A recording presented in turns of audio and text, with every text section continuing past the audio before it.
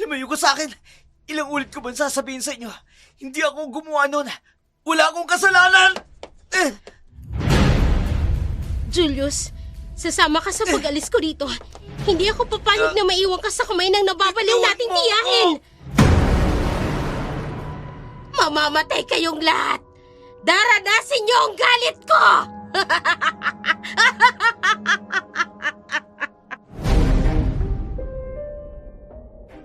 Paano mo malalaman ang katotohanan sa mundong ito na puno ng panlilinlang?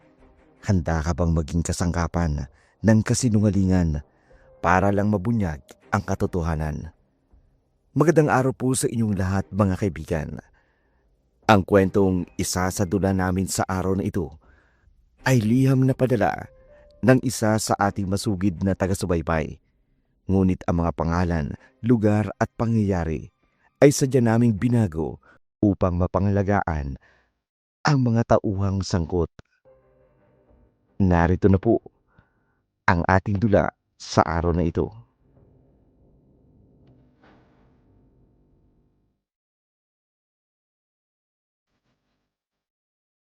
Chang? Julius? Anong ginagawa niyo rito? Dito na raw sa'yo maninirahan ang kapatid mo. Saan ko ba ilalapag ang mga bag ko? Dalhin mo roon sa kwarto ng ate mo. Doon ka humilata. Natutulog na ako. Dito ako sa salas natutulog. Huwag kang basta na lang pumasok sa kwarto ko. Chang, biglaan naman ang pagdating ninyo. Wala man lang kayong abiso. Sana bago nyo dinala rito si Julius, sinabihan nyo muna kung pupunta kayo rito. Paano ko pa gagawin yon? Hindi ko nga alam kung paano ko didisiplinahin ng batang yan. Bigla na lang nagbagong ugali niyan. Abay pati ako, hindi na niyan iginagalang. Alam niyo namang sobrang busy ako sa trabaho. Tapos ako pang mag-aasikaso niyan. Aba Divina, ilang taon ang konsumisyon na tiniis ko sa batang yan. Baka naman pwedeng ako naman ang magpahinga. Kahit ngayon lang. Hanggang kailan siya rito? Kailan mo ulit siya susunduin? Kakahatid ko pa lang sa kanya rito. Pabalik niya na agad ang tinatanong mo. Hindi lang naman trabaho sa opisina ang inaasikaso ko, Chang. Pati na rin ang monitoring operation ng aming departamento. Inaasikaso ko. Hindi na alagain si Julius. May paat kamay naman yan. Utusan mo kung kinakailangan. Basta iiwan ko na yan sa'yo. Chang, at isa pa pala, tumigil na yan sa pag-aaral. Kaya nga bago pa magsimula ang pasukan, subukan mong kumbensihing mag-aral yan. Hindi ko na talaga kayang matagalan ng kalokohan yan. Nai-stress ako sa kanya. Kung nai-stress kayo sa kanya, mas nai-stress po ako sa trabaho ko. Basta, iiwan ko na siya sa iyo. Sa ayaw mo man o sa gusto. Ay naku, nakakainis. Doble na ngayon ang obligasyon ko. Walang pagpipilian si Divina, kundi tanggapin ang kanyang kapatid. Panggabi ang duty niya sa istasyon, kaya may oras pa siyang makausap at kumustahin si Julius. Pinuntahan niya ito sa kanyang silid. Nagbabaka sakaling gising ang binata. Nagulat nga siya nang makita itong akmang magsisindi ng isang stick ng sigarilyo. Hindi na ito nakatiis na tabigin ang yusi nito.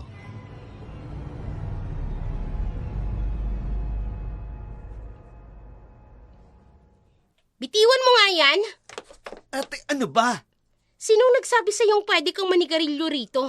Wala. Gusto ko lang. Bakit? Ganito pala ang ginagawa mo sa bahay ni Chang? Hindi na ako magtataka kung bakit laging napapagalitan ka. Ano ngayon sa'yo? Hindi ba't iniwanan at pinabayaan mo naman ako sa kanya? Hindi kita iniwan. Kailangan ko lang ibilin ka kay Chang para makapagtrabaho ako at tustusan ng pag-aaral mo. Sabihin mo, tinakasan mo lang pag-aalaga mo sa akin. At isa pa, hindi ka na raw pumapasok. Oo, ayoko na eh. Yun lang talagang idadahilan mo para huminto ka? Nasaan na ba yung katinoan niyang isip mo? Sa ayoko nga mag-aral. Ano bang pakialam mo? May pakialam ako. Ate mo ko. At nasa poder kita ngayon. Kung titigil ka, ano na lang ang gagawin mo sa buhay mo ngayon? Magiging isang dakilang tambay. Real talk, ate. Dakila talagang isang tambay.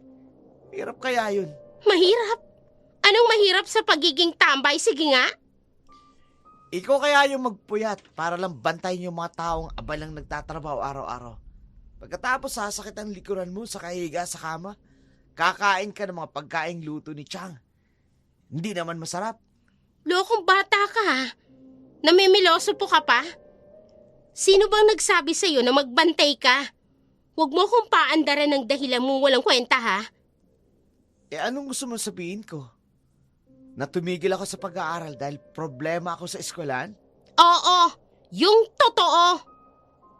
Kapag sinabi ko ba, maniniwala ka ba? Kung valid naman ang dahilan mo, bakit hindi? Kapatay ako. Ha? Ikaw? Nakapatay? Anong napatay bang sinasabi mo? Baka naman ipis lang o kaya alam mo kung tinutukoy mo ha? Loko ka talaga. Okay, tamo na. Para kang sira. Kanina galit na galit, tapos ngayon tatawa. Sino Tatawanan maniniwala mo. nga sa'yo na magagawa mo yun? Julius, hindi ka kriminal at wala tayong lahing mamamatay tao sa pamilya natin. Kung ayaw mo maniwala, wag. Pahala ka dyan. Sandali nga. Huwag mo akong basta tatalikuran ha. Hindi pa tayo tapos mag-usap. Sinabi ko na yung totoo. Ano pa ba dapat natin pag-usapan? Hindi ako basta maniniwala. Tatanungin ko mismo si Chang Yoli. Malalaman ko ang katotohanan sa lahat ng kasinungalingan mo. Hindi ko na ipagpipilitang maniwala ka sa akin. Bahala kang isipin kung ano. Kung nagsisinungaling lang ako o hindi. Kung wala nang sasabihin, papasok na ako sa kwarto, matutulog na ako. Dahil sa yung bata ka, ang dami ko ng grrr!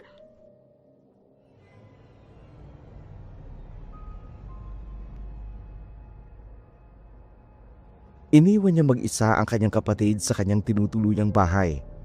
Pumasok na siya sa kanyang trabaho. Panggabi ang duty niya sa istasyon ng pulis nang may natagpo ang taong nag-blatter sa kanila ng insidente ng gulo ng mga kabataan sa kabilang barangay. Napilitan silang puntahan ang lugar at malaman nila ang grupo ng mga ito ay mga kabataang nasangkot sa away din ng kapwa kabataan.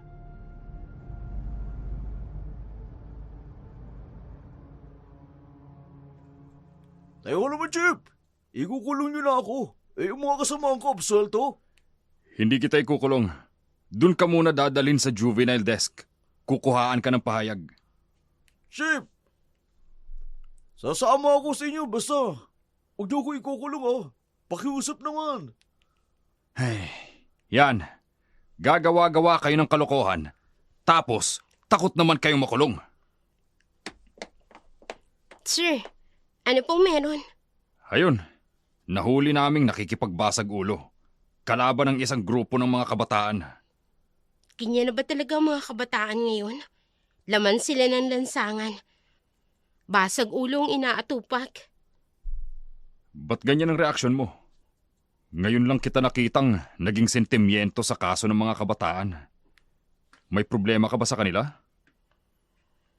Wala naman. Napapaisip lang ako sa mga kabataan ngayong panahon. Ang dali lang sa kanilang gumawa ng kalukuhan. O di kaya gumawa ng krimen. Sargento, mahirap talagang maunawaan ng mga kabataan ngayon. Pero kadalasan, nakagagawa sila ng krimen kapag may pinagdadaan ng trauma.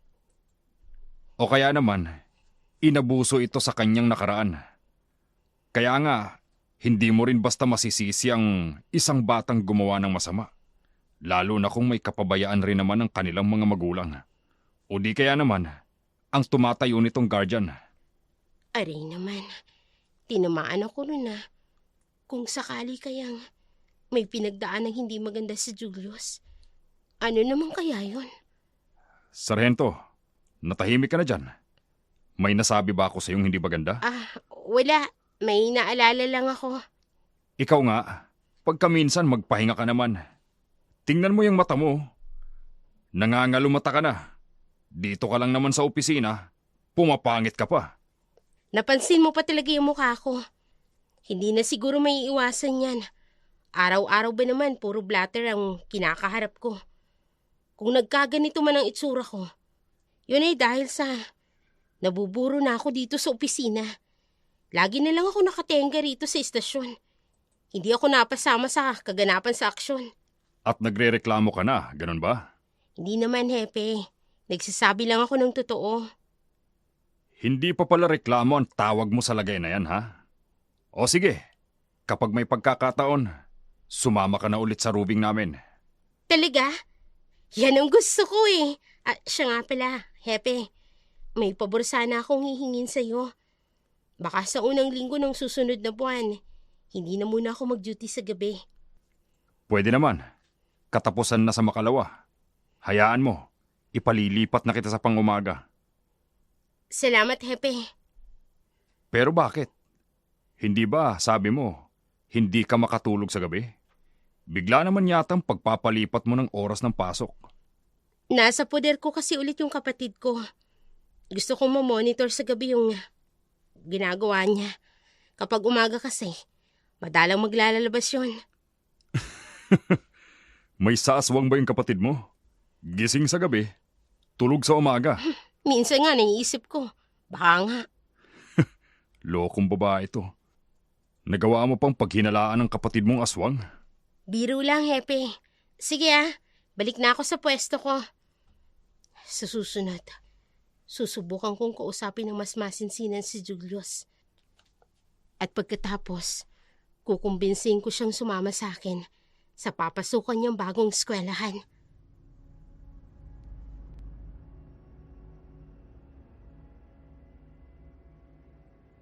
Inobserbahan ni Divina ang kanyang kapatid ng ilang araw. Kadalasang routine ito ang magkulong sa kwarto ng kanilang tinutuluyan. Bukod sa hindi ito naglalalabas, panay kain at tulog lang ang ginagawa nito sa araw-araw. Ito ang araw na balak niyang kausapin ang kanyang kapatid sa plano niyang paglipat ito sa bago niyang eskwelahan. Kaya inagahan niyang mag-asikaso para makakain man lang sila ng parehas bago umalis. Nasa kalagitnaan na siya ng pagluluto ng kanilang almusal. Lumayo ka sa akin! Ilang ulit ko ba sasabihin sa'yo? Hindi ako gumawa nun! Ano ba? Ay, si Julius yun Bigla na lang nagwawala sa kwarto ko. Hindi ako may gawa nun! Hindi ako! Nakalak ang pinto. Julius? Anong nangyayari sa'yo? Julius! Buksan mo tong pinto! Naririnig mo ba ako? Huwag mo kong guguluhin! Nananahimik ako rito! Pakiusap! Julius, papasukin mo ako! Nasaan na ba kasi yung susi ko? Baka kung anong gawin niya sa sarili niya. Julius! Sino ka? Bakit ka pumasok? Julius, ano ka ba? Ako ito ang ate Divina mo. Huwag ka na magbalat kayo! Isang halimaw! Nagtatago ka sa maganda mong mukha! Halimaw ka! Halimaw ka! Halimaw! Julius, ano bang pinagsasasabi mo? Makinig ka nga sa akin. Huwag mo kong hawakan! Isa kang impostor! Ako nga ang ate mo. Tingnan mo ako sa mga mata ko, Julius. Ayaw mo talaga. Ayaw mo lubayan Halika nga dito. Teka, Julius. Saan mo ba ako dadalhin? Ang braso ko. Hindi kita kilala. Nasasaktan ako. Hindi kita kilala kaya huwag Aray mo ko, kong Julius. pakikialaman. Tama na. Huwag mo akong kalit ka rin. Hindi mo ko maiisahan pa. Ha? Manghihiram Ano ka ba? lang ng mukha sa kapatid ko pa. Hindi mo ko maluloko pa. Kaya itong gagawin ko sa'yo. Julius, tama na. Nasasaktan ako sa ginagawa mo. Saan mo ba ako Hindi ka dadalhin? naniniwala. Hinila ni Julius ang kanyang kapatid. Habang hinihila niya ito palabas ng kwarto, sa higpit ng pagkakahawak ng binata, unti-unting bumabaon ang mga kuko niya rito. Pinipilit niyang pumiglas. Napaupo siya sa kanyang kinatatayuan. Pilit na pinipigilan ang pagkakaladkad na ginagawa ng binata. Sakto namang napadaan sa upuan ng kanilang sala nang mabibisang tumalon si Divina sa ibabaw nito. Sinubukan itong sakalin para mawalan sila ng panimbang. Mula sa mga braso ni Divina, nakaramdam ng mainit na guhit ng kuryente sa kanyang liig si Julius. Dahilan para matumba siya sa sahig. Nagsimula na siyang kapusin ng hininga. Napaubo ito at bumalik sa dati nitong wisyo.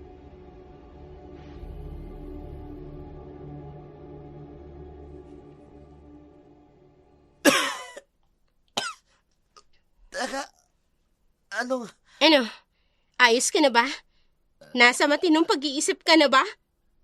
Ate, ano bang nangyari? Wala ka ba talagang alam? Matapos mo kong kalad ka rin, dumugo na mga braso ko sa pagkakahawak mo. Sinakal mo na nga ako't lahat. Hindi mo pa rin alam ang mga ginagawa mo? Hindi ko maalala eh. Magsabi ka nga sa akin ng totoo. Ano bang nangyari sa'yo kanina? Bakit bigla kang nagwala? Sino bang kinakausap mo? Ate, hindi ko masakit. Parang napaso ako sa init. Saan ko naman nakuha yan? Bakit mo ko tinitingnan ng ganyan? Kung masakit yung liig mo, dahil yan sa pagkasakal ko sa'yo. Pero hindi eh. Iba yung guhit ng hapdi. Ang ulo ko. Masakit. Naulit na naman ba? Naulit ang alin, Julius? Ate, Bakit mo ko tinitingnan ng ganyan? Ano bang iniisip mo? Sabihin mo nga sa akin ng totoo. Bakit ka nagkaganon kanina? wala ate. Pabalik na ako sa kwarto. Julius! Bumalik ka rito! Huwag mo akong talikuran! Julius! Ano bang nangyayari sa batang yun? Ang lakas niya kanina. Hindi ko akalaing magagawa niya akong kalad ka rin nang ganun-ganun lang. Hindi matahimik si Divina sa nangyari sa kanyang kapatid. Nagpunta siya sa dating eskwelahan na pinapasukan ni Julius. Pagpasok pa lang niya sa campus, ramdam niya ang mabigat na aurang bumabalot sa paligid. Kung tutuusin, ngayon lang siya nakapunta roon. Pero pakiramdam niya, ang pagpunta niya sa eskwela na yun, nagbabadya sa kanya ng kapamakan. Hinanap niya ang isa sa guro ni Julius. Kinausap niya ito. Nagulat sa kanyang mga nalaman. Naging maayos ang unang buwan ng pag-aaral ni Julius, pero makalipas ang insidente, nang pagkawala nito sa likod na parte ng campus, bigla raw nag-iba ang pakikitungo nito sa kanila. Kasabay pa nito ang kadalasang pambubuli ng iba nitong mga kamag-aaral. Naipamalita pa nga sa kanilang campus ang pagkamatay ng isang dalaga na pinaghihinalaang siya raw ang salarin. Hindi makapaniwala si Divina sa kanyang nalaman. Kaya pagbalik niya sa bahay, kinausap niyang muli ang kanyang kapatid.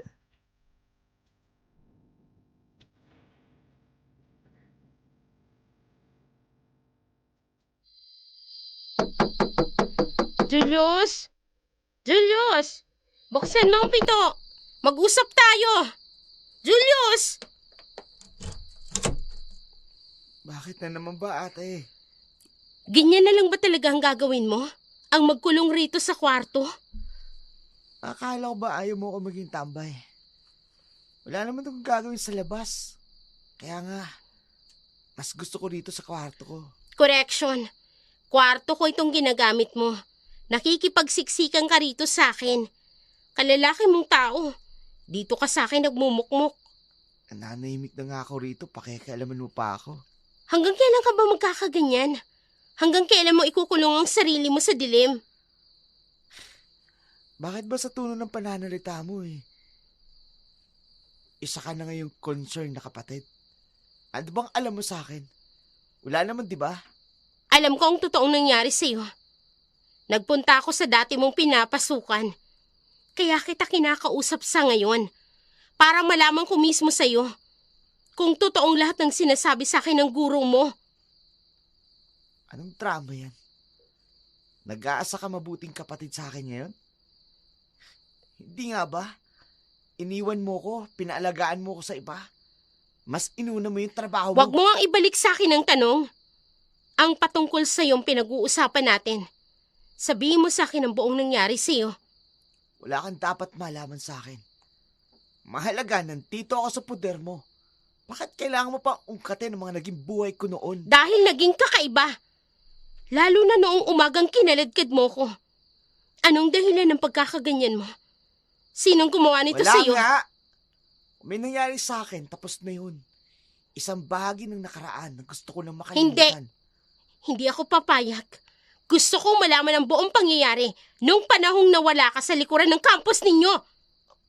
Sa likuran ng campus? Oo. Anong nangyari sa iyo, Ron? Hindi. Ayoko. Wala akong sasabihin. Walang nangyari sa akin doon. Ate. Ate, pakiusap. Huwag mong itanong sa akin yan. Marami kang pwedeng malaman sa akin. Lahat pwede. Maliban lang sa bagay na yon. Gusto kitang tulungan.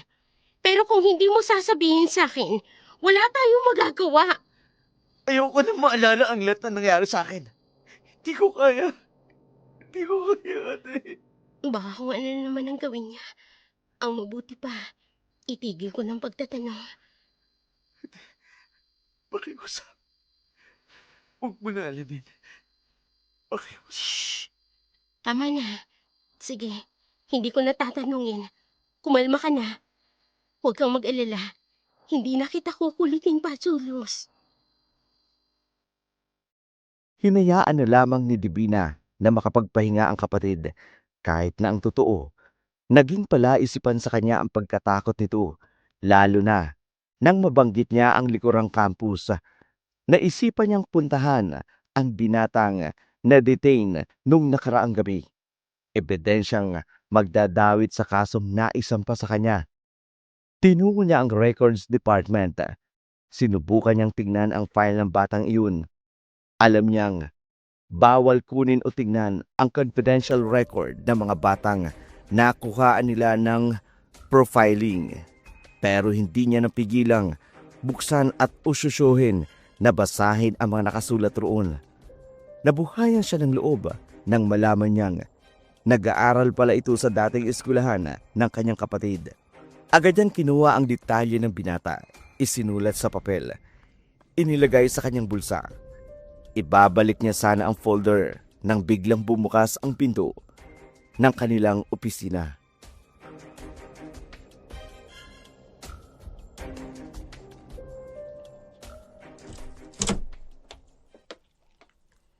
Divina, Ah, Hepe, kayo po pala. anong ginagawa mo rito? Wala po. May chinecheck lang po ako. Chinecheck na ano? May inutos ba sa'yo si Tiniente na kukuning files? Wala naman po, Hepe. Eh kung wala, ano yung chinecheck mo na profiling records natin? Regarding dun sa bata, Hepe, yung kamakailan lang na na-interrogate, Ano namang tungkol sa kanya? gusto ko sana siya makausap. At kaya ka naririto para kunin ang address niya, hindi ba? Hepe, patawad po kung nakialam ako rito. Gusto ko lang malaman kung saan nakatira yung binata. Gusto ko lang siya makausap. Alam mong bawal tayong makialam sa mga confidential files na yan. Pagkatapos, kumuha ka pa ng detalye. Gusto mo bang masuspindi ka sa ginagawa mong yan, ha? Aminado ako. Mali talaga ang ginawa ko. Pero ginawa ko ito para lang makausap yung binata. Wala naman akong masamang intensyon sa kanya. Divina, magtapat ka nga sa akin. May problema ka ba? Hepe, Alam kong nagdadalawang isip ka. Natatakot kang husgahan kita sa mga sasabihin mo. Pero sa pagkakataong ito, gusto kong isantabi mo muna ang ranggo ko. Kausapin mo ako bilang isang kaibigan mo. Sabihin mo sa akin, ano ba talagang gumugulo sa isipan mo? Divina? Lucas, hindi ba nabanggit ko sa iyo noon, nung isang gabi, nakasama ko na si Julius sa bahay ko? Oo. Ano namang tungkol sa kanya? May kakaiba siyang ginawa sa akin. Sa tindi ng takot at galit niya, halos masaktan niya na ako. Yung mga bagay na gumugulo sa isipan niya, gusto kong malaman kung ano yun. Ano namang kinalaman ng binatang nahuli natin noon? Nalaman ko sa profiling niya. Doon siya nag-aaral. At halos magkaedad silang dalawa. Tatanungin ko lang sana kung may alam siya sa nangyayaring insidente noon sa campus. Sa mataas na paaralan ng San Carlos ba ang tinutukoy mo? Oo. Teka, paano mo nalaman yan? May nag-blatter na sa atin? Meron. Pero nagkataong wala kang duty noon. Isa pa ba? Light incident lang naman yun. Katuwaan ng mga kabataan. Katuwaan ng mga kabataan? Pero nawala ang kapatid ko sa katuwaan yun.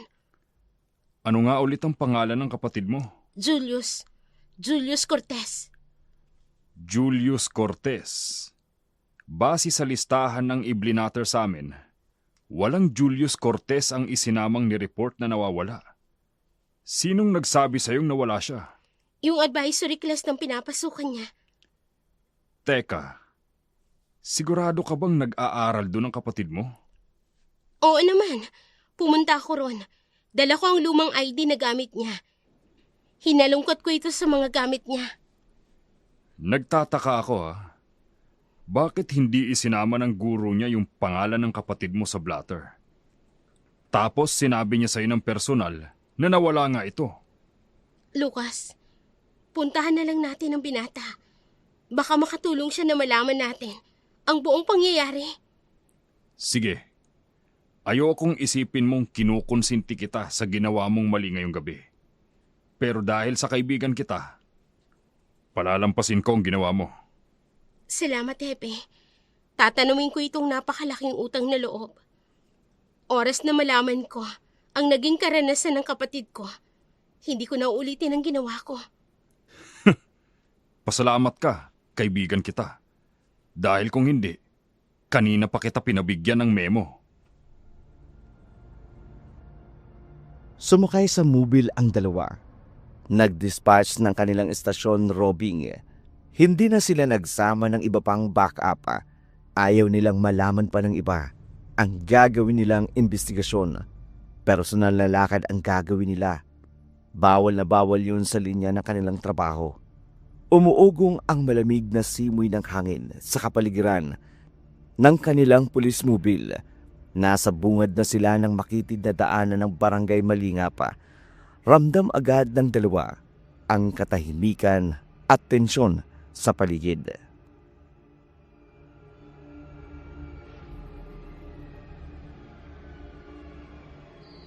Sargento, iba ang pakiramdam ko sa barangay na ito. Kinikilabutan ako. Hepe, tingnan mo. Sunod-sunod ang burol sa kabahayan. Para bang may salot na dumaan. Anong nangyari dito? Ano bang malay natin? Ngayon lang tayo parehas na nagawi rito. Saglit nilang ipinarada ang sasakyan sa tabi. Bumaba ng sasakyan at nagsimulang maglakad. Tahimik ang mga tao. Matatalim ang tingin. Pinapakita ang pagkadismaya sa kanilang pagdating. Walang imik na tinalikuran sila ng mga tao sa unang beses nilang tinanong sa isang insidente. Mukhang ayaw nila tayong kausapin. Hindi sila pala kaibigan. Huwag mo na lang silang pansinin. Hindi lang naman sila ang pwede nating mapagtanungan. Puntahan na natin ang binatang pakay mo. Ayun may babaeng nakaupo. Si Manang, tanungin natin. Baka kilala niya ang binata. Nay, magandang gabi po. Itatanong ko lang po kung saan ang bahay ni Miguelito San Gabriel. Wala. Hindi ko alam. Sige po, pasensya na. Ang suplada naman ni nanay. Pangalawa na yan, Sargento. Lipat na lang tayo sa susunod na bahay. Bakit ba ayaw nila sa atin? kung iwasan nila tayo para tayong may sakit.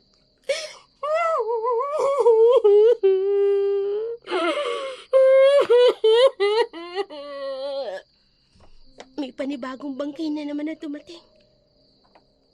Iba ang kilabot ko sa barangay na ito. Umiwas tayo sa mga bahay na may burol. Hepe, wala ka bang napapansin sa lahat ng burol na dinaanan natin? Tulad ng ano? Lahat ng mga kabaong sarado ang takip. Bakit kaya? Ano kayang nangyari sa mga bangkay na nasa loob? Anong malay natin? Baka naman gutay-gutay ang mga katawan. Nga kayo magbiro ng ganyan? Hindi lang yan napapansin ko.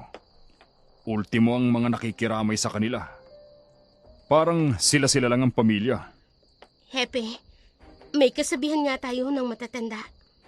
Bawal kang makiramay sa ibang pamilyang may patay. Kung mismong ikaw namatayan. Nagpapaniwala ka rin sa mga ganyan. Oo naman. Lalo na kung ganito kaliblib ang lugar. Bakit ba natin pinag-uusapan yan? Eto naman kasing si Miguelito. Ang hirap hagilapin. Yung huling bahay na yan, tanungin mo ang may-ari. Mabuti yan at walang burol. Huli na yan. Kapag wala pa rin, aalis na tayo. Hindi ko maintindihan ang nararamdaman ko. Lalo nang nasa pulso ko. Parang umiinit. Bakit kaya? Baka siguro sa stress. O dahil sa pulseras na suot ko.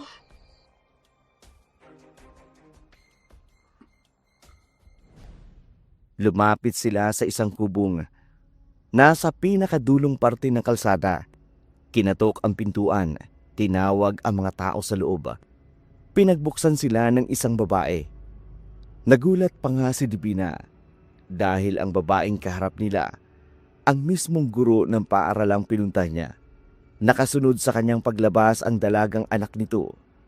Napakaliit talaga ng mundo.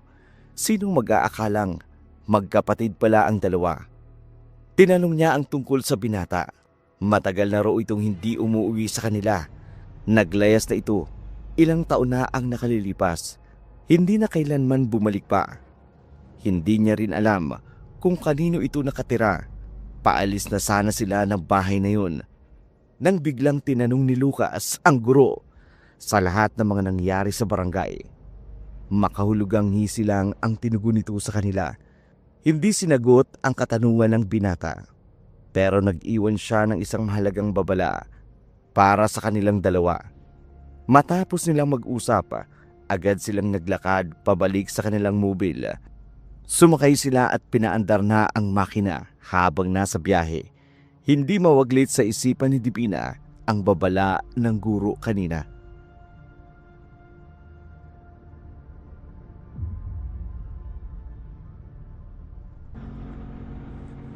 Hindi ako maaaring magsalita patungkol sa mga nangyayari sa amin. Babalaan ko lamang kayo na wag kayong mga ngas na makipag-usap pa. Isa man sa mga tao, maaari ninyong makasalubong ito. Oras na sumuhay kayo, pagsisisihan nyo ang pagpunta sa lugar namin. Ano bang klaseng babala yun? Para bang may mangyayari sa amin kapag sumuway kami? Hoy, ano bang iniisip mo dyan? Pabalik na tayo ng istasyon. Kung ano pang pinag-aalala mo. Nagtataka lang ako dun sa gurong nakausap natin kanina. Bakit naman? Hindi naman siya ganun nung kausap ko siya noon sa eskwelahan. Disente at respetadong tao, yung kanyang aura sa paaralan. Bakit kanina sa bahay niya, bigla siyang naging misteryoso? Ikaw talaga. Napunta lang tayo sa nakakatakot na barangay na yun. Nagkaganyan ka na. Iba kasi talaga ang pakiramdam ko kanina. Parang hindi siya yun. Parang magkaiba sila ng katauhan. Ikaw talaga, Sargento. Kung ano-anong iniisip mo. Huwag ka na mag-alala. Nasa biyahe na tayo at medyo nakalayo na rin tayo sa lugar nila. Hoy, Lucas, anong ginagawa mo? Bigla mong pinaharurot ang sasakyan. Binilisan ko na. Masyado kang kabado eh. Hindi mo naman kailangan gawin yan. Makababalik naman tayo agad Kahit alalay lang ang biyahe natin. Eto na naman siya. Umiinit na naman ang pulso ko. Ano bang nangyayari sa pulseras ko? Ito naman, masyado kang nervyosa. Wala ka bang tiwala sa akin? Meron naman. Kaya lang... Oh, Hepe! Hepe! Ihinto mo ang sasakyan! May bababangga tayo! Nasaan na siya? Tinamaan ba natin? Pasaway ka, Divina. Ginulat mo ako. Ano ba yung nakita mo? May dumaang malaking hayop sa harap natin. Hindi mo ba nakita? Hayop? Wala naman akong nakita kanina. Ang liwanag nag-headlight natin.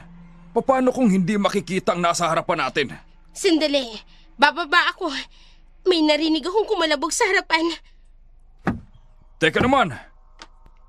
Huwag kang bigla na lang bumababa dyan. Sargento Divina Cortez, bumalik ka dito sa sasakyan. Diyos ko. Hepe! Halika, tingnan mo to! Bakit ba? Ano ba kasi yan? May nabangga nga tayo. May bahid ng dugo sa harapan ng sasakyan. Ha? Nasaan? Dugo lang yan. Yung katawan, saan napunta?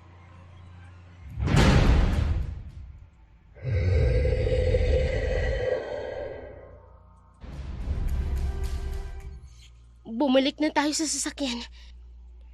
May nararamdaman akong hindi maganda sa paligid. Halika na! Halika na! Ha? Ikaw talagang gulo mo. Matapos mo akong pababain, bigla-bigla mo akong hihilahin pabalik ng sasakyan.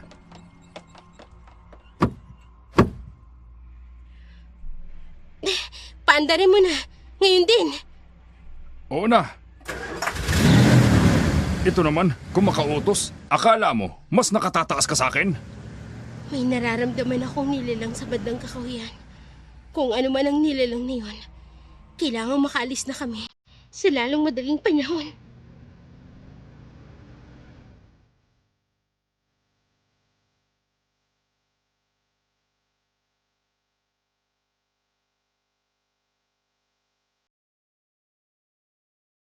Hindi na nila nagawa pang tanggalin ang marka ng dugong bumakat sa kanilang mobil. Wala kasing oras para gawin iyon. May naaninag si Divina na isang paris na mga matang nakamasid sa kanila. Hindi nga lang niya sigurado ang taong yun kung mula sa barangay na pinunta nila o kung nilalang iyon na nakita niya na bumangga sa kanilang sasakyan.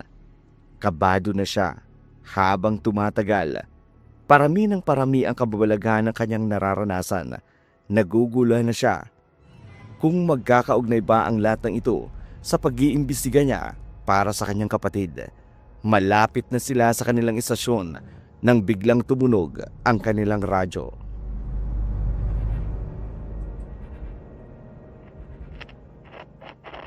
Break.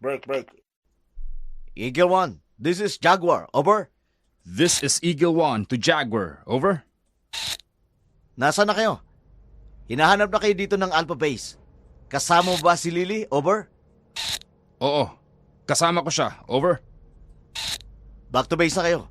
Kailangan namin ng backup para sa responde. Over. Kailangan pa ba talaga ng backup? Isang sugatan lang ang report, di ba? Over. Affirmative. Pero may mga residente na nag-report na mas malalakas daw ng sigaw at kakaibang ilaw sa paligid. May posibilidad daw na hindi ito ordinaryong kaso. Mas mabuti na may karagdagang unit. Over. Copy. On the way. Over. Anong status ng sugatan? Isang binatang lalaki. Natagpo ang sugatan sa may San Isidro Road. Dinala na sa pagamutan. Kukunin ko pa ang pagkakakilanlan. Sige, hintayin nyo kami. Sabihan ng kasamahan natin. Maghanda sa pagdating namin. Over. Copy. Over and out.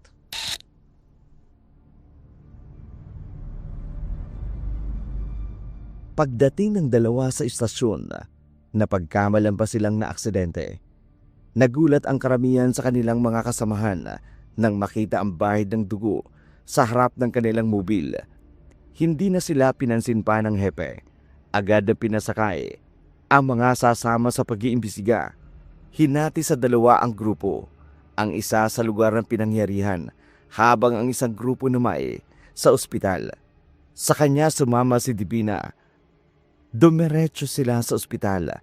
Doon nadatnan ang binata. Hindi pa nila ito magawang kausapin. Wala raw itong malay at puno ng sugat ang katawan. Maging ang kanyang muka, kaya hindi pa nila ganap na kilala kung sino nga ito. Hindi natiis ni Divina na tingnan ang mga sugat nito. Napadako siya sa damit itong nakalagay sa tabi. May maliit itong punit. Kinuha niya ang kanyang gloves, kumuha ng bahagi ng damit at inlagay sa specimen bag. Dito na siya nilapitan ni Hepe. Anong ginawa mo? Kumuha ko ng specimen. Dadalhin ko sa lab. Anong pumasok sa isip mo para gawin yan? Hindi ba't iimbestigahan naman natin ang pangyayaring ito? Kumuha na ako ng ebidensya. Nakakuha na rin ako ng specimen ng dugo. Ipapa-examine ko to. Oo, alam ko yun. Pero hindi mo yan trabaho. Trabaho yan ng crime scene investigator. Masyado ka nang nagiging apektado sa mga kasong patungkol sa kabataang nai-involve. Kahit hindi linya ng trabaho mo, pinanghihimasukan mo. Gusto ko lang makasigurado na iba siya sa binatang hinahanap ko. Sargento, huwag mong haluan ang personal mong motibo. Ang mga kasong nakakaharap natin, hindi lahat ay maaaring may kaugnayan sa kapatid mo. Hepe, gusto ko lang naman makatulong. Wala akong masamang motibo sa ginagawa ko. Kung patuloy kang magkakaganyan, mapipilitan akong ibalik ka ulit sa office duty mo. Hindi na tama ang nagiging desisyon mo. Procedural misconduct or breach of protocol ang ginagawa mo. Pasensya na, Hepe. Pinagbigyan na kita kanina sa pakikialam mo sa files. Pagpunta natin sa barangay Malingap at pagsama mo rito, kahit hindi pa naman dapat. Pero anong ginawa mo ngayon? Ipasususpindi na talaga kita. Huwag naman. Pakiusap. Talagang hindi na dapat ito maulit. Sargento Divina. CSI Verdad, halika rito. Yes, sir. Kunin mo tong mga specimen na hawak ni Sargento Divina. Dalhin mo sa lab unit at ipa-examine. Yes, sir. Divina, hayaan mong dumaan sa tamang proseso ang investigasyong ito. Kung may kaugnayan ito sa kapatid mo, hintayin na lamang natin ang proseso ng investigasyon. Oo, Hepe. Pasensya ka na. Ginawa ko ito dahil ayokong isipin ng mga kasamahan natin na pinapaboran kita. Nakamasid ang mga kasamahan natin. Ayokong masilip nila tayo. Naunawaan ko, Hepe. Pasensya na sa naging pagkilos ko. Sige, bumalik na tayo sa base. Marami pa tayong dapat gawin. Dismayado si Divina sa naging lakad nila nung gabing. Naka-duty siya. Wala kasi siyang gaanong nakuwang detalye sa kanyang investigasyon. Bumalik siya sa kanyang tinutuluyan. Pagpasok niya pa lang sa kanilang pintuan, ay napansin niya ang isang pares ng sandalya sa may pintuan. Pagbukas niya, bumungad agad sa kanyang harapan ang tiyahin nitong nakaupo sa hapagkainan. Hinihintay ang kanyang pagdating. Babatiin sana niya ito nang mapansin niyang hindi maayos nitong kalagayan. Napadako ang tingin niya sa tagiliran nitong nakaumbok.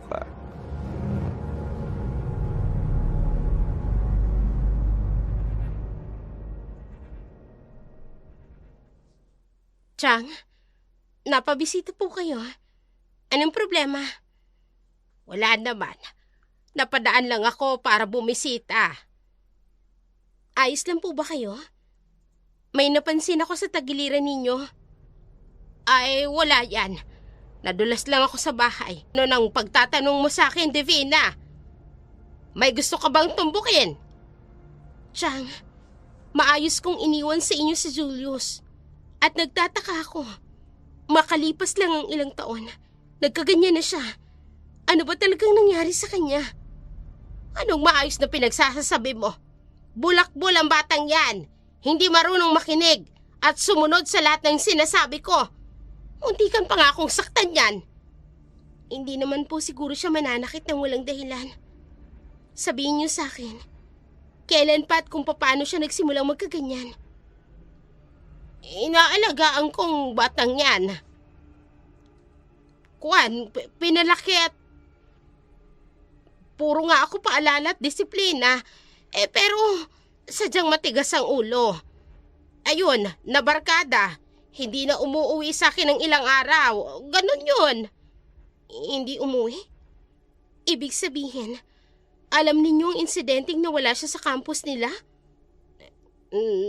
Nawala?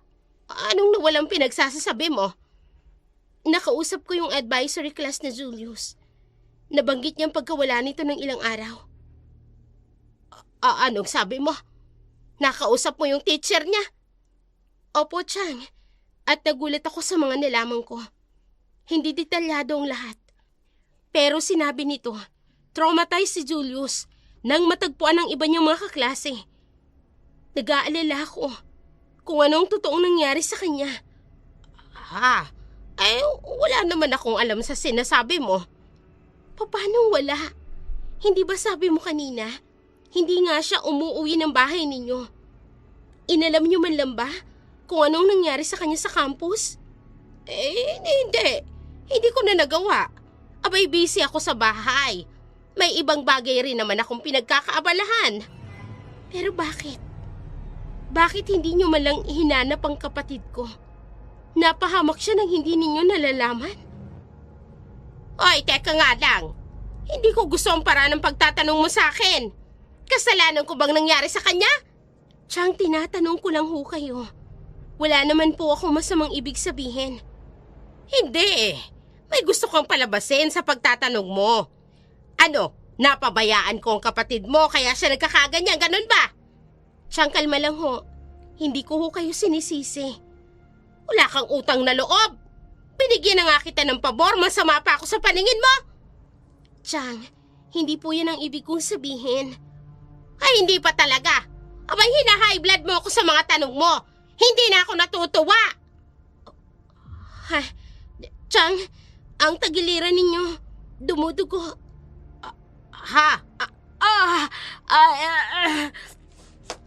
Kasalanan mo to eh. Ini-stress mo ako. Kaya dumugo ang sugat ko. Sugat? Alika, Chang. Titingnan ko. Papalitan natin ng benda. Hindi na. Lumayo ka sa akin. Lumayo ka! Nakita mo na ang ginawa mo. Napunit na lalo ang tamit ko dahil sa pakikialam mo. Hindi ko po sinasadya. Nag-aalala lang po ako sa inyo. Bakit yun naman kasi ako itinulak? Diyos ko, ang laki ng sugat ninyo. Paano nyo nakuha yan? Huwag ka sabing lumapit. Bakit ba ang kulit mo? Pero Chang, iyang sugat mo, lalong tumutugo. Ay siya, sige, aalis na ako. Nawala na ako ng ganang magtagal pa rito. Abe, pagsabihan mo yung kapatid mo. Wag siyang magpapakita sa akin. Kung ayaw niyang sa kanya ko ibunta ng galit ko sa'yo.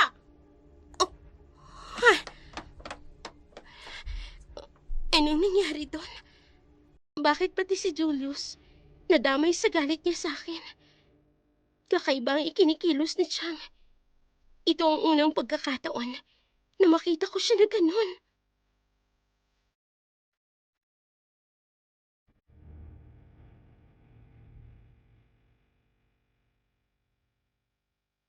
Bagsak ang katawang umupo si Divina sa kanilang sala. Hindi nito makalimutan ang nakitang sugat sa tadyang na kanyang tiyahin. Sariwa pa ito, malaki, at hindi basta-basta makukuha lang sa isang simpleng insidente. Bigla siyang kinabahan.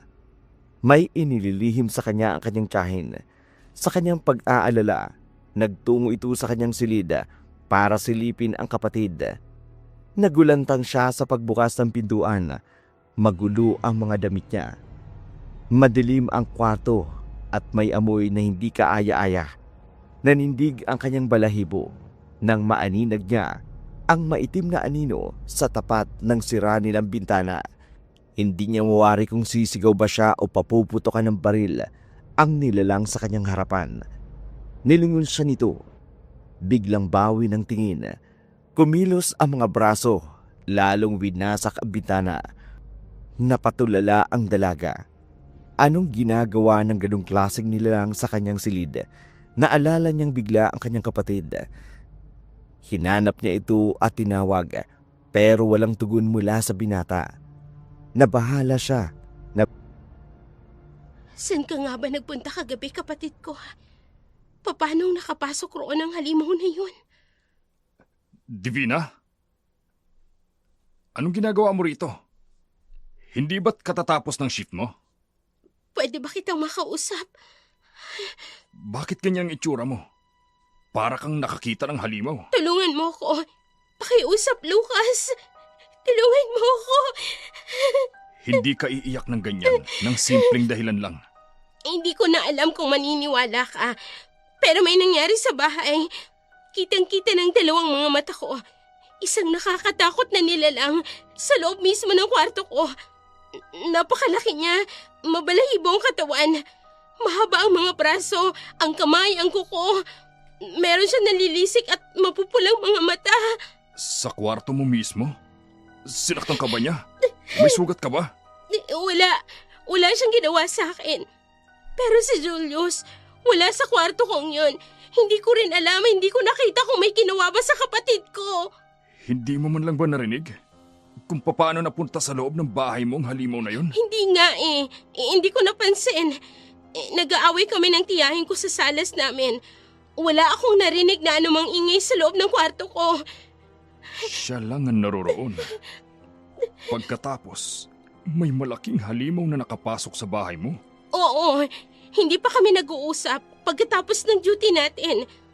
Pagdating ko sa bahay, nadatnan ko na lang si Chang na nakaupo sa hapagkainan ng kusina. Tahimik ang paligid. Wala akong narinig na anumang kaluskos sa loob ng kwarto ko. Maliban sa may bahagyang pagkasira ng bintana ko bago tumakas ang halimaw. Sira na ang bintana, pero walang sinyalis ng iligal na pagpasok mula sa labas ng bahay. Nasa loob ng bahay ang tiyahin nito at hindi pa raw sila nakakapag-usap ng Julius. Kahina-hinala, may hindi tugma sa sinasabi ng tiyahin niya. Divina, sa estima mo, gaano nakatagal na naroroon ang tiyahin mo? Nasiguro mo bang hindi pa nakakapag-usap ang dalawa nang makapasok ka? May dalang pagkain si Chang. Alat ang kararating niya lang dahil mainit pa ito. Sinabi naman niyang hindi pa niya nakikita si Julius mula nang dumating siya. May hinala ako. Hindi pa ito nagtatagal sa loob ng bahay ko. Kung walang ebidensya ng pagpasok ng nilalang na yun sa kwarto mo at wala rin ng kapatid mo, hindi kaya ang kapatid mo ang Hindi. mismong... Imposible. Walang kakayahan ng kapatid kong magkaganon. Wala sa angka namin ang hinala mong yan. Wala nga sa inyong angkan. Pero papaano kung may isang bagay na nangyari sa kanya para siya yung magkaganon? Tama ka. Pwedeng may gumawa nito sa kanya. Kaya siya nagkakaganito. Diyos ko, marami namang iba. Bakit ang kapatid ko pa? Bakit, Divina? May kakaibang ikinilos na ba siya noon?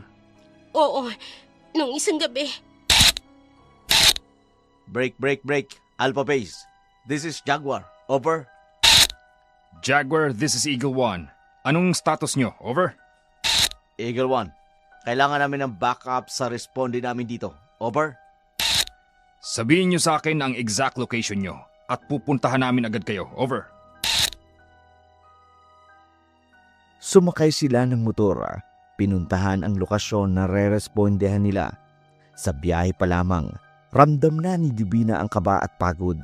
Wala pa kasi siyang pahinga sa magdamag na duty.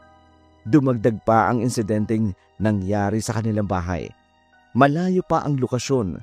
Kitang-kita na nila ang dami ng taong nag-uosyoso. Maging ang mga kasama nila na abalang nag-iimbestiga sa nangyaring krimen.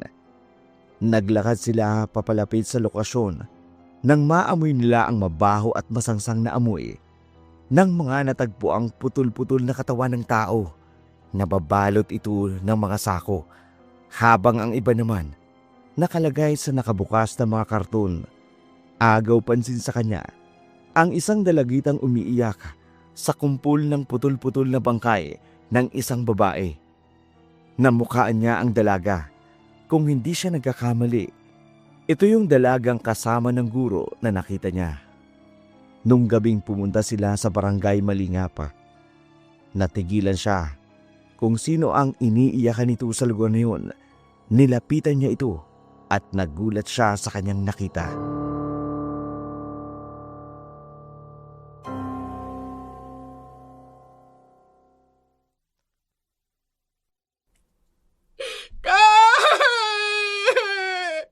Bakit nangyari sa'yo to? Paano ka nadamay rito? Hindi maaari. Yung teacher na nakausap ko, putol-putol ang kanyang bangkay. Sabi ko naman kasi sa'yo huwag ka nang makialam. Bakit ang tigas kasi ng ulo mo? Sino may gawa nito? Ang babaeng yun. Oras na makita ko siyang bumalik rito. Siya ang sisisihin ko sa pagkamatay ng itay ko. Pagbabayaran niya ang ginawa niya. Divina, anong ginawa mo rito? Kilala mo ba yun? Hepe, siya yung dalagang nakita ko sa bahay ng teacher na kausap natin. Sa barangay Malingap. Ano naman ang kaso kung siya yung dalaga? Baka yung bangkay na iniiyakan niya. Yung teacher na kinausap ko. Oh, ay, nakita niya ako. Papalapit siya sa akin. Ikaw! Naalala kita! Halika rito! Teka, sandali. Bitiwan mo ko. Natatandaan kita. Ikaw yung babaeng pumunta sa bahay namin. Ikaw ang isa sa dahilan kung bakit namatay ang tatay ko. Sandali lang. Wala akong kinalaman sa pagkamatay niya. Bakit ako ang pinagbibintangan mo? Miss, bitawan mo siya. Baka nagkakamali ka lang. Hindi ako pwedeng magkamali. Tandang-tanda ako ang gabing yun. Doon nagsimulang gambalain kami ng nilalang na pumatay sa kanya. Nilalang? Anong nilalang ang sinasabi mo? Hindi kaya ang nilalang na yun ang nakita ko rin mismo sa kwarto namin. Miss, huwag kang basta-basta na lang mambibintang sa isang tao nang wala kang katibayan. Paninirang puri ang ginagawa mo. Kanino ko ba dapat ibunta ng galit ko? Sa halimaw na yun na hindi ko alam kung sino? Nananahimik kami sa bahay. Hindi kami nakikialam sa mga nangyayari sa paligid namin. Pinahinto ko na siya sa eskwela ang tinuturuan niya para lang hindi na kami madamay sa kaguluhan. Pagkatapos darating kayo sa bahay namin, magtatanong kayo ng kung ano-ano. Tingnan niyo tuloy ang nangyari sa tatay ko. Namatay siya ng dahil sa inyo. Patawarin mo ko. Hindi ko gustong mangyari ito. Patawarin? Bakit? Kapag ba pinatawad kita, may babalik mo pang buhay ng tatay ko? Huli na ang lahat. Pati na siya. Hindi ko na siya makakasama pa kahit kailan. At kasalanan mo yun. Kasalanan mong lahat ng ito. Patawad kung kinausap ko kayo. Pero wag mong isisi sa akin ang lahat. Wala akong kinalaman rito. Wala akong kasalanan. Hustisya sa pagkamatay niya ang kailangan ko. Hindi ang paghingi ng tawad mo. Miss, tama na. Kung kinakailangang patawan ko ng parusa ang tao ko, gagawin ko. Huwag mo lang siyang pagsalitaan ng kung ano-ano. Idaan na lang natin sa tamang proseso ang reklamo mo. Siguraduhin ninyo, kapag pati ako nadamay rito, hindi ko kayo mapapatawad. Hindi ko siya patatahimikin hanggang sa kamatayan ko. Wala sa sariling bumalik si Divina sa kanilang sasakyan. Masama ang loob sa mga nangyari. Hindi niya maintindihan kung bakit nararanasan niya ang lahat ng ito. Nawala na nga ang kanyang kapatid na dawit pa siya sa pag-iimbestiga sa kaso ng napatay sa barangay Malingap. Nalaman na rin ng lahat ang iligal na pagkuha niya ng mga datos sa kanilang istasyon. Gustuin man siyang alburin ng kanyang hepe. Wala rin ito magawa. SOP na kailang duman siya sa tamang proseso. Inasikaso na ng kanyang mga kasamahan ang iba pang mga bangkay na kanilang na-recover. Iilan sa mga naroon ang umaktong kaanak nila ang mga bangkay. Maaring umiiwas lang na imbisigahan ang pamilya nila o dahil sa hindi na rin kasi halos makilala ng mga tao ang mga katawang natagpuan. Dinala na lamang nila ito sa kanilang crime laboratory. Isinama siya sa kanilang istasyon. Sisimula ng imbisigahan ang mga kasong nauugnay nga sa kanya.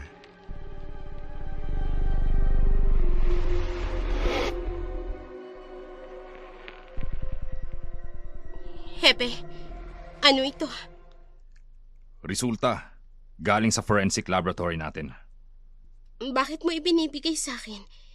Hindi ba't isa ako sa iniimbestigahan sa kaso? Alam kong gusto mong malaman ang resulta at hindi ko maiwasang hindi ito ipakita sa'yo. Baka lang makatulong sa sitwasyon mo at sa kaso ng kapatid mo. Ipakita mo sa akin ang resulta. Baka naman pati rito, madiin ako. Huwag kang mag-alala. Sinikreto ko lang ang pagkuha niyan. Alam mo namang matalik na kaibigan kong gumawa niyan. Kaya may connection tayo. Akin na. Ha? Totoo ba ito, Hepe? Patingin nga ako. Ako ang mismong magbabasa. May matching ang DNA profile ng sample niya. Oo nga. Paano nangyari yun? May natagpo ang foreign compound plasma, ang dugo na nakuha sa damit niya. Isang organic venom compound. Uri ng proteinang karaniwang makikita sa hayop na parang lason, gaya ng sa ahas. Pero mas complex pa rito. Venom? Kamandag sa katawan niya? Saan niya nakuha yun? Divina, mas nakatatakot ang sample na nakuha sa mobil natin. Tingnan mo ang nakasulat rito sa ibaba. Lumabas sa analysis na galing ito sa dugo ng hayop. Pero may kakaiba sa DNA strands. Kapag i-deconstruct, may presensya ng human mitochondrial DNA. May element ng isang tao, pero mutated. Pinaghalong hayop at tao, pero hindi rin hybrid na kagaya ng normal nating alam sa siyensya. Ibig sabihin, hindi natin ito maika-classify kung ano yung nilalang na pinanggalingan ng dugo? Hindi ito hayop at hindi rin purong tao. Magkahalo ang dalawang klase ng nilalang na umatake kay Miguelito at maaaring ang nabunggo ng mobil natin nung gabing yun ay iisa. Hindi lang yun. May isa pa akong ipapakita sa'yo. Maaaring hindi lang si Miguelito ang biktima. Tingnan mo ang hiwalay na datos na ito. Ano ito? Anong ibig sabihin ng 73% similarity with unidentified specimen? Sa pag-recover ng mga bangkay kanina, kumuha rin sila ng microtrace sa bahid sa mobil at ikinumpara sa mga nakuhang samples kanina. Ang ibig sabihin sa resulta, may pagkakatulad ng DNA samples ang tatlong insidente. Na malamang sa iisang nilalang nang galing ang mga unidentified specimen. Hindi ako makapaniwala. Magkakaugnay ang mga nangyari at iisang nilalang ang hinahanap natin ngayon. Ay, Diyos ko, naaalala ko bigla yung kapatid ko. Siya kaya ang may kagagawa ng lahat ng ito. Epe, may ulat galing sa ospital na pinagdala ng binata. Bakit? Anong nangyari, Teniente Del Mundo? Nagkamali na raw ito. Gumawa raw ng gulo sa ospital. Hepe, sasama ako. Pakiusap. Gusto ko makatulong sa kasong ito. Hindi pwede. Kailangan mo pang dumaan sa interrogation process. Sergeant Divina. Kung maaari, Teniente, hayaan mo munang isama ko si Divina. May mga bagay kaming dapat na linawin. Isa siya sa alam kong makatutulong sa atin. Hindi kaya magkaproblema tayo sa investigasyon? Baka masilip tayo. Akong bahala. Ako ang magiging responsable kung sakaling magkaproblema. Kayong bahala, Hepe. Mauna na kami. Sige, susunod kami. Salamat, Hepe. Ngayon palang ginagawa mo ng lahat para matulungan ako. Tatanawin ko itong malaking utang na loob sa'yo. Divina, pakiusap. Huwag kang gagawa ng anumang bagay na mas ikapapahamak mo. Kahit anong mangyari, pilitin mong huwag magpaapekto sa mga kaganapang ito. Alam kong pinakikiramdaman mo kung nasasangkot na ba rito ang kapatid mo. Hepe, ipangako niyo sa akin. Ililigtas mo ang kapatid ko. Kahit buhay ko ang kapalit, tatanggapin ko yon. At sana, huwag niyo ring hayaang malaman pa ito ng iba. Gagawin natin ang lahat. Pangako. Madaling araw na ng mga oras na yun, malamig at medyo maliwanag ang paligid. Bahagyang nakababa ang salamin ng kanilang sasakyan, kaya ramdam niya ang paghampas ng hangin sa labas habang nasa biyahe sila papunta sa ospital na pinagdalhan sa binatang si Miguelito.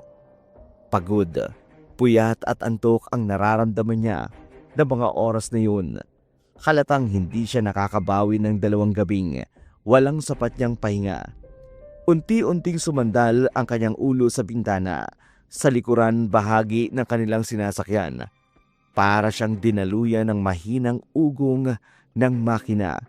Pati na ang mabilisang pag-andar ng kanilang sasakyan. Hindi niya na napigilang ipikit ang kanyang mga mata. Napansin naman ito ang kanyang kasamang si Lucas. Kaya hinayaan siya saglit na makapagpahinga. Palalim na ang kanyang pagtulog nang maramdaman ang biglang paghampas ng malakas at mabigat na bagay sa kanyang bintana.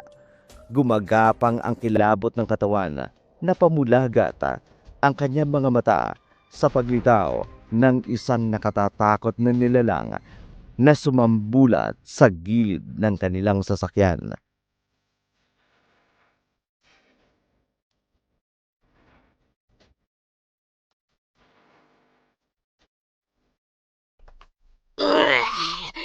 Papatayin kita!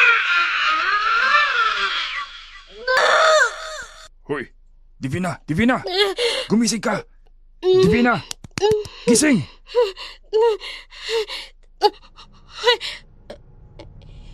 Hepe, buhay tayo. Oo naman. Ano ba nangyari sa'yo? Umuungol ka dyan ng malakas. Nananaginip ka ba? Siguro nga. Oo ata. Hininto ko sa tabi ang sasakyan. May sinasabi ka kaninang halimaw. Ano bang halimaw yun? Napababa tuloy ako saglit at nilapitan kita. Bakit ba ha? Wala. Huwag mo akong intindihin.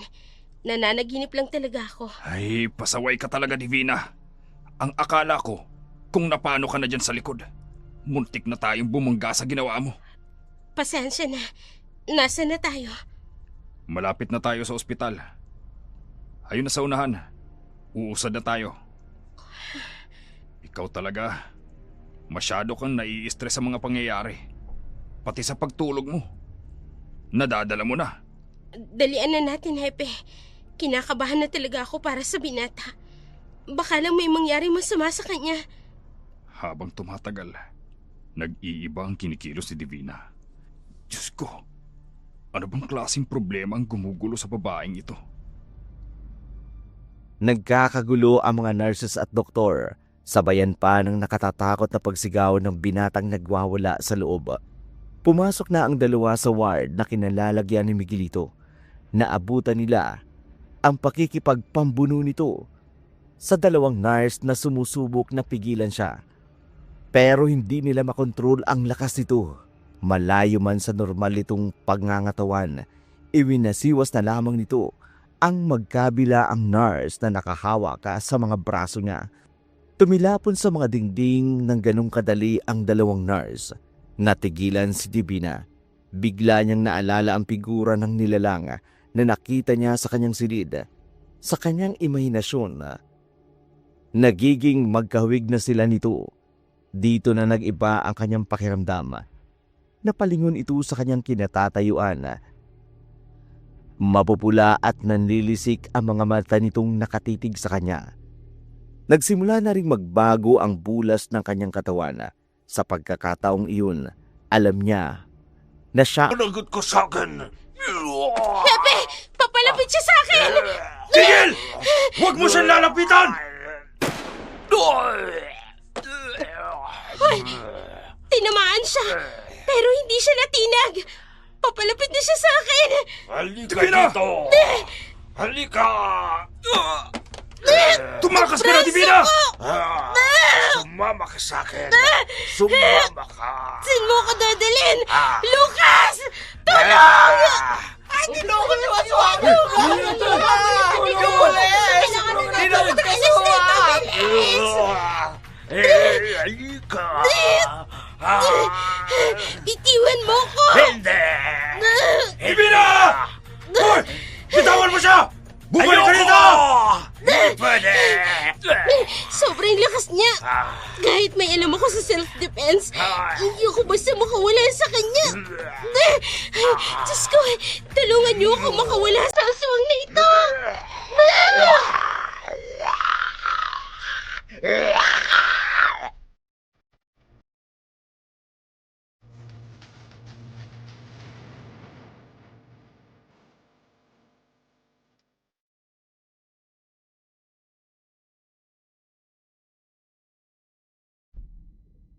Narinig ng lahat ang malakas na pagkabasag ng salamin sa loob ng ward na yun. Doon na ito tumalon at nagtakas. Hinablot si Divina. Nasa lisihan ng mga pulis na nakaabang sa harapan ng ospital. Walang ibang nakakita sa kanila maliban kay Lucas na pilit na sumusunod sa daang tinatahak nila.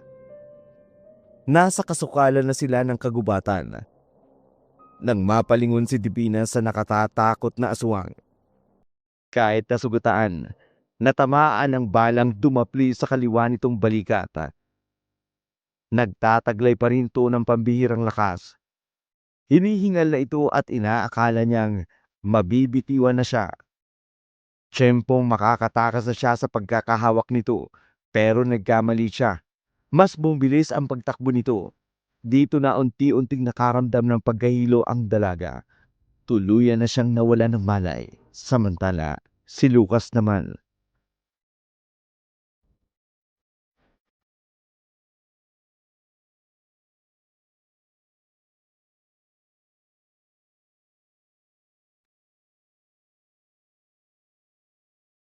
Buwisit! Buwisit talaga! Sir, kalma lang kayo. Sabihin niyo sa amin, ano ang nangyari sa loob? Ginawang hostage ng binatang yun si Divina. Hindi naman kalakihan ang katawan niya. Paano niya nagawang i-hostage si Divina ng ganun-ganun lang? Napakalakas niya. Hindi ko alam kung anong meron sa binata. Hindi ito pangkaraniwan. Nakapagtataka. Nagawa niyang tangayin si Divina nang walang kahirap-hirap. Oo nga pala. Hindi pa nila maaaring malaman ang tunay na nakita ko kanina. Baka kung ikapahamak ng magkapatid, kung sasabihin ko sa kanila ang napag-usapan namin ni Divina dun sa forensic results. Epe, anong susunod natin gagawin? Baka kung anong gawin ng binata sa bihag. Bumalik na kayo sa base. Ako na lamang muna ang susunod sa kanila. Hindi lang ito ang kaso. Huwag kang sisigaw. Nasa ipinagbabawal na lugar tayo.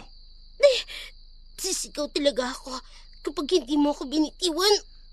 Kung gusto mong mailigtas ang kapatid mong si Julius, kailangan mong manahimik. Pakiusap. Pasensya na. Pasensya na sa biglaan kong pagdala sa'yo rito. Ang totoo niyan, hindi ko alam kung papaano tayo napunta sa kubong ito. Hindi porket pumayag ako manahimik. Maniniwala ako sa lahat ng sasabihin mo. Isipin mo na ang gusto mong isipin. Pero sa pagkakataong ito, kailangan kong ipaliwanag ang panig ko. Hindi ako masamang tao. Hindi ako naniniwalang hindi ka masamang tao. Nagawa mo nga akong tangayin rito. Wala rin akong oras makinig sa paliwanag mo. May tao akong dapat hanapin. Nasasayang ang oras ko sa pagdala mo sa akin dito. Alam ko kung sinong hinahanap mo. Malalaman mo ang kasagutan kung makikinig ka sa akin. Ayoko. Manahimik ka. Lalo mo lang pinapalala ang sitwasyon ko. Chang! Pakawalan mo na ako! Ay, may ibang tao tayong kasama rito. Isang lalaki. Nasa kabilang kwarto. Pakiusap! Chang! Ibalik mo na ako sa ate ko! Pamilyar sa akin ang boses na yun. Teka, saan ka pupunta? Hahanapin ko kung saan nagmula ang boses na yun. Hindi ako pwedeng magkamali. Si Julius yun. Anong ibig sabihin nito? Bakit nandito kayo? Ano tong lugar na to? Nabubulok na kubo? Ang talim ng tingin niya sa akin. Pakiramdam ko, anumang oras, sasakmalin ako ng matandang to. Yun nga rin ang ipinagtataka ko. Bakit ka naririto? At kasama mo ang isang yan.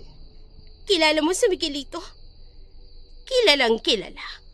Nagulat nga ako at buhay pa pala siya. Papatayin niya na talaga ako. Kailangan ko na makatakas. At saan ka pupunta? Subukan mong kumilos. Kahit na isang hakbang lang. Itutuloy ko ang naudlot kong pagpatay sa'yo. Buwisit talaga. Ngayon ko pa naduwag. Samantalang ikaw mismo ang nagdala rito sa akin ng pamangkin ko. Ano? Anong sinasabi niya, Miguelito? Hindi totoo yan. Natagpuan mo lang kami sa kakahuyan. Wala akong intensyong dalhin siya rito. Talaga ba? Yung kay Julius, wala ka rin bang alam? Naguguluhan ako sa pinag-uusapan ninyo. Ano ba talagang ugnayan niyo sa kapatid ko? At sa tiyahin ko, ha, Miguelito? Hindi ko gustong mangyari ang lahat ng to. Nadala lang ako ng aking emosyon. Ang totoong punot dulo ng lahat ay ang tiyahin mo. Manahimik ka! Kasalanan niyo ni Julius ang lahat ng ito. Kung hindi dahil sa inyo, hindi ako magagalit sa lahat ng tao. Chang! Pakawalan mo na ako rito! Si Julius? Saan ka pupunta? Bumalik ka rito! Pabayaan mo na sila. Ako lang ang dapat na parusahan mo. Wala silang kinalaman rito. Tumigil ka! Ang Julius na yon, siya ang may kasalanan ng pagkamatay ng anak ko. Kailangan niyang pagbayaran ng lahat ng ito. Wala nga siyang kasalanan. Ilang ulit ko bang sasabihin sa'yo yan? Ginawa mo pang sinungaling ang kapatid mo. Siya mismo ang nagsabi sa akin ng lahat. Kung ganon, tama na. Itigil mo na lahat ng ito. Kulang pa bang pagpatay mo sa kanya at sa ginawa mo sa akin? Diyos ko, Julius, anong ginawa sa'yo ni Chang? Bakit ka pinarusahan ng ganito? Ate, Julius! Ate, paano mo nalamang nandito ako? Sutya, nakita ka ba niya? Tumakas ka na, ate. Iwanan mo na ako. Julius, sasama ka sa pag-alis ko rito. Hindi ako papayag na maiwan ka sa kamay ng nababaliw nating tiyahin. Sobra na ang kasamaan mo. Idinamay mo ng lahat ng tao kahit wala namang kinalaman rito. Nababaliw ka na talaga. Wala nang halaga kung sino pang may kasalanan sa inyong lahat. Namatay si Clarice nang dahil sa inyo. Kaya damay-damay kayong lahat ng narito. Halika rito. Ikaw ang uunahin ko.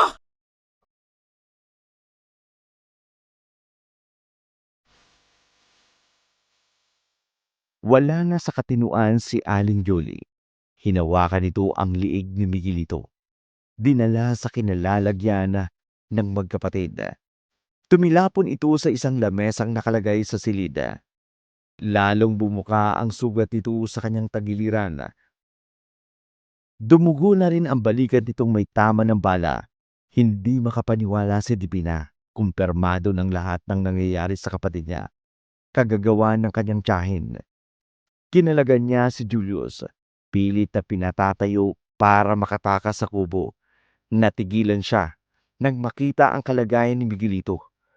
Gusto niyang makatakas, pero naiipit siya sa sitwasyon. Buhay nilang tatlo ang nakasalalay.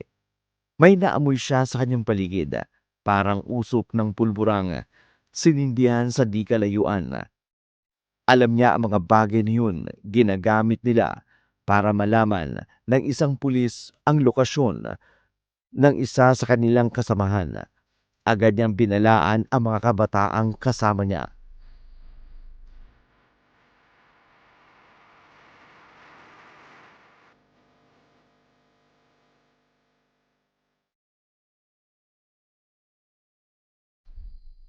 Julius! Miguelito! Humanda kayo! Ha?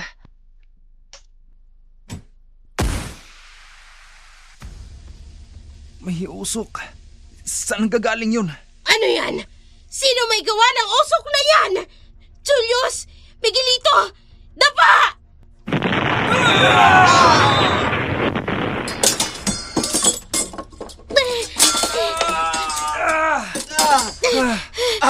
Sinong nagsindi nun? Teka, ang mga bata, nasan sila? Julius! Julius, ayos ka lang! Ang tadyang ko! Ang sakit! Hindi, si Miguelito.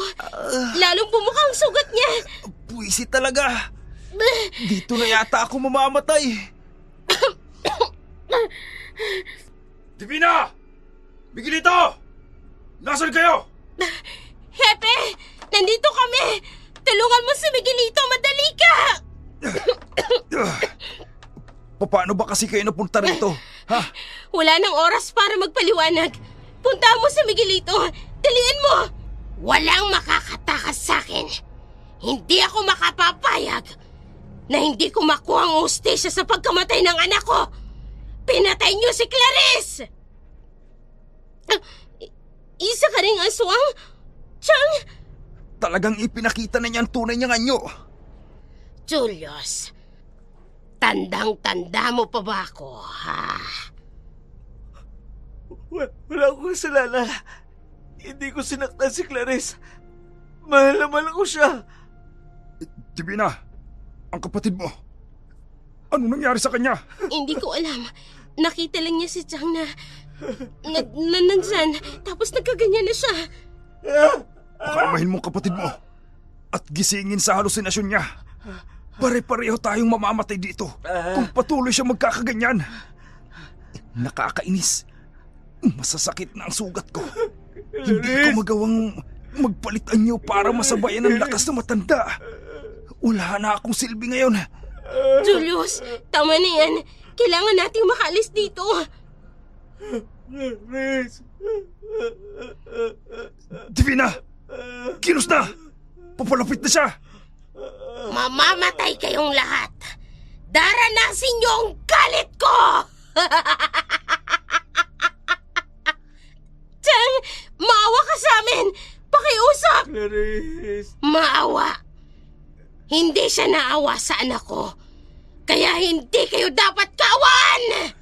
Kasalanan ko lahat ng ito. Kung wala akong gagawin, hindi ko may tatama ang lahat ng pagkakamali ko. May madadamay na namang buhay ng ibang tao. Uunahin ko na ang pamangking kong yan!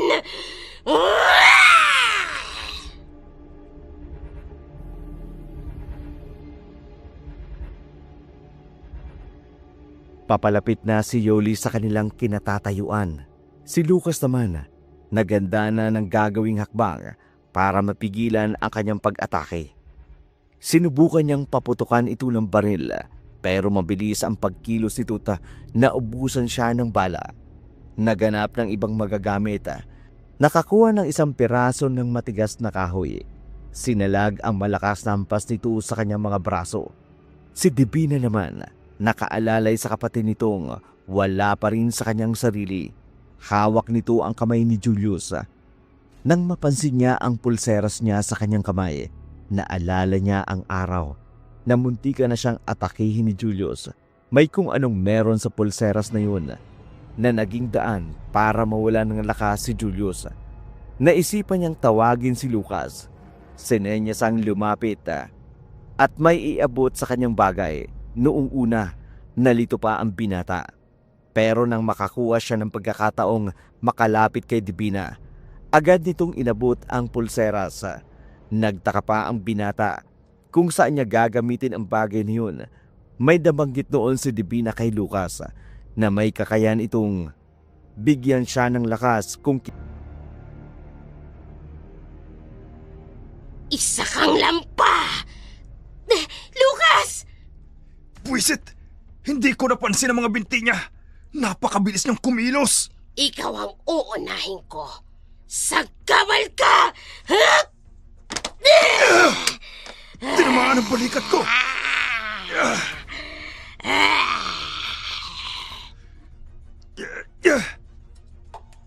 Wala kang kwenta.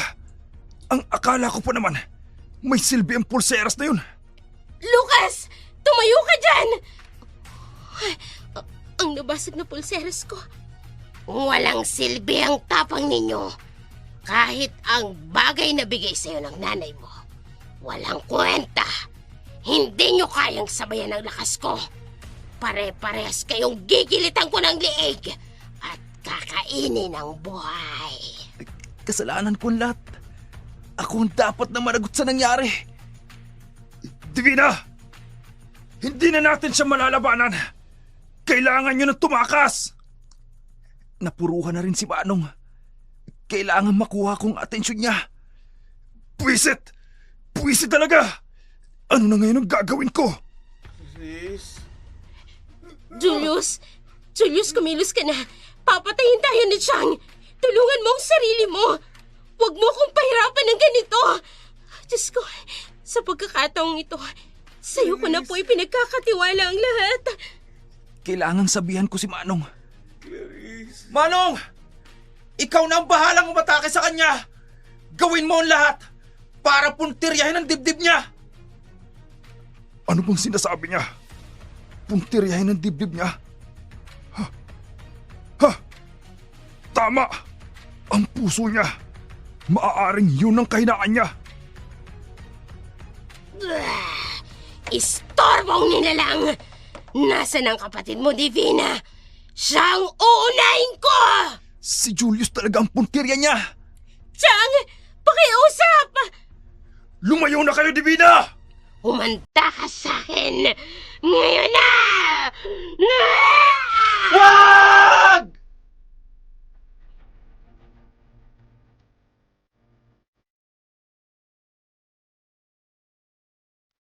Nakita ni Julius ang paglapit ni Yoli. Bigla siyang napayakap sa ate Divina niya. Sumunod ng mabilis na pagkilos ni Miguelito, sinalag ang atake nito sa pamamagitan ng pagharang sa kanyang likuran sa magkapatid. Sinalo ang matalim na kuko ni Yoli sa kanyang likuran. Nadamay rin si Julius. Nagalusan sa kanyang mga braso. Natumba sila sa kanilang kinatatayuan. Natigilan si Yoli. Hindi inaasahan ang ginawa ni Miguelito sa dalawa. Dito na rin kumilos si Lucas gamit ang isang bakal ng tubo na natagpuan niya sa guho at mabilisan niyang itinarak sa likuran na bahagi ni Yoli. Hindi na nito nagawa pang makailag. Tuluyan ang bumaon sa kaliwang dibdib nito. Ang tubong itinarak ni Lucas. Natulala sila sa mga nangyari. Kitang-kita niya ang dugong umaago sa katawan ng dalawa sa kanyang harapan. Hindi niya inaasahan na ganun ang magiging kahihinatnan ng lahat. Nagbalik na si Yoli sa dati nitong anyo. Napahiga naman sa sahig ang nanghihinang katawan ni Miguelito. Bumuka na nga ang sugat nito. Lumala pa nang matamaan ang likuran nito sa pag-atake ni Yoli. Napaluha ang mga mata ni Julius. Ramdam ang kalungkutang bumabalot sa kanyang kapaligiran.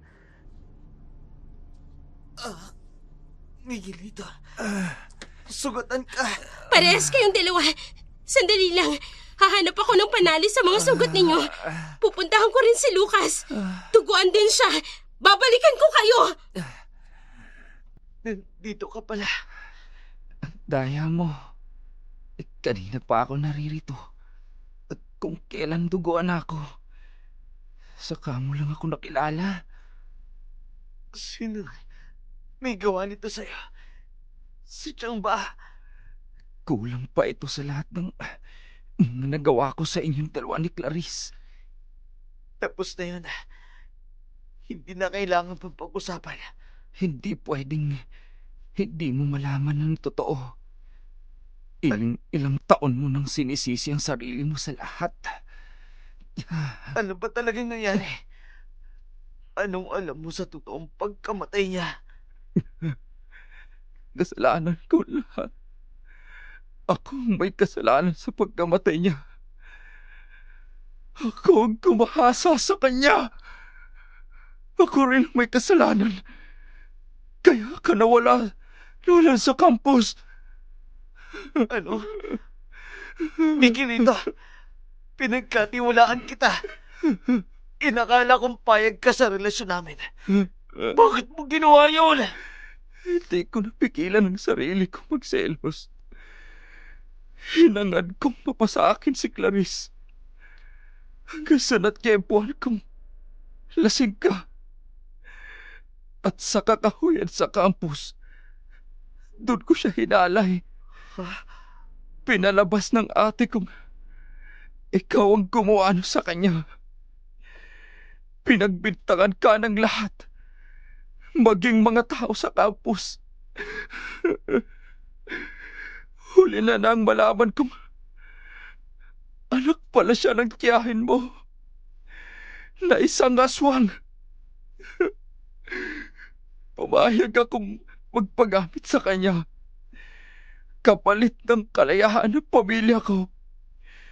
Pero sa uli, pinatay pa rin niya ang ate ko. Pati ang mga taong nakaalam ng tunay niyang pagkatao. Kaya nang makilala ko ang ate mo, na hinangad na marisolba ang kaso mo, doon ko na naisipang itama lahat ng pagkakamali ko. Patawarin mo ko, Julius.